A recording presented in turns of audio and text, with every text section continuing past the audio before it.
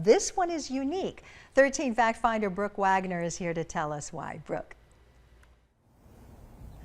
Hi, Valerie. Well, the totality portion is going to be longer, and the sun is going to shine brighter this time around than it usually does. And in fact, it's so unique that scientists all around the world are launching experiments because of the rare conditions. But what about our conditions for viewing here in southern Arizona? The moon's shadow will cover the sun, trailing a dark swath across Mexico, the United States, and Canada. Arizona is on the fringes.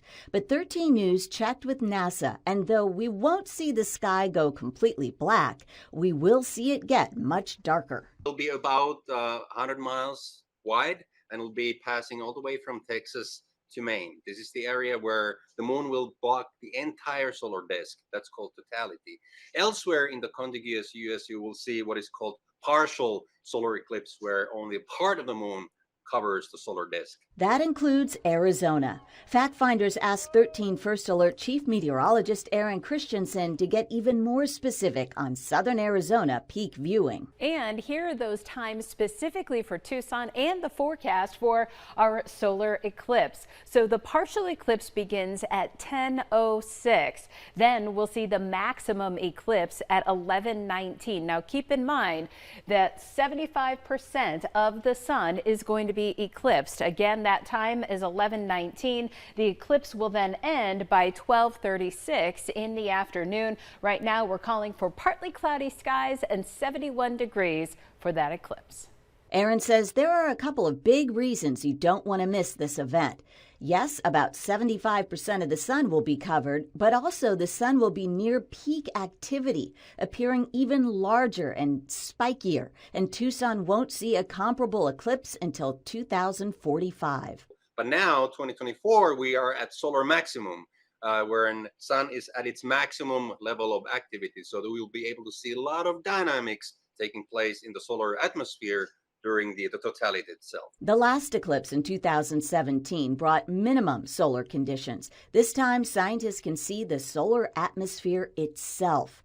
That bright activity makes the eclipse more wondrous and dangerous. The only time it's safe to view is when the whole sun is blocked, and that won't happen in Arizona. So looking at any part of the bright sun peeking from behind the moon through a camera lens, binoculars, sunglasses, or a telescope without a special filter will instantly cause eye injury. That image permanently burned onto your retina. It happens to dozens of people every eclipse. Certified eclipse glasses are starting to sell out, and there are lots of fakes.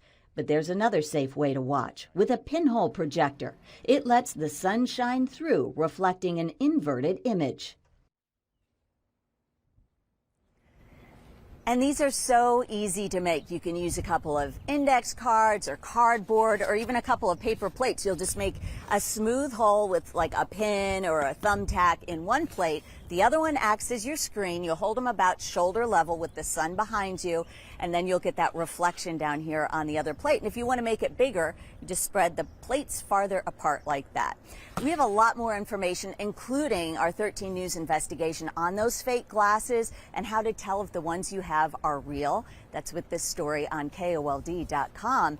And Aaron, it's really great to have you in Fact Finders. Thank you for helping us explain what's going on. Hopefully that weather will hold.